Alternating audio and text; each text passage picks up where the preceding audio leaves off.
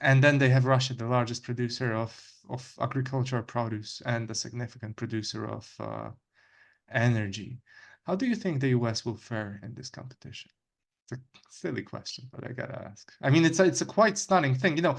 And we also spoke with Toshi Yoshihara. He pointed out that there is a funny change in how, you know, Imperial Japanese Navy basically was not replaceable, right? Due to a limited industrial base, while the US had, well, not endless, but very significant capacity. And now the US fleet and in the Pacific is really kind of looking like Imperial Japanese Navy. Yeah, I think I'm actually sitting in Toshi's old office, so he's a smart guy.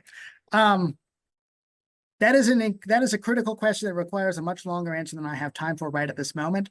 It is something that we should be looking out for, is that the United States does definitely have the resources to restart a new industrial revolution with whatever it wants to. It still is a critical supplier on that front. It does not have the labor, at least in its current configuration, to create a new industrial revolution. It does not have the industrial plans currently in place in order to build up that slack capacity that it used in order to win both World War I and World War II.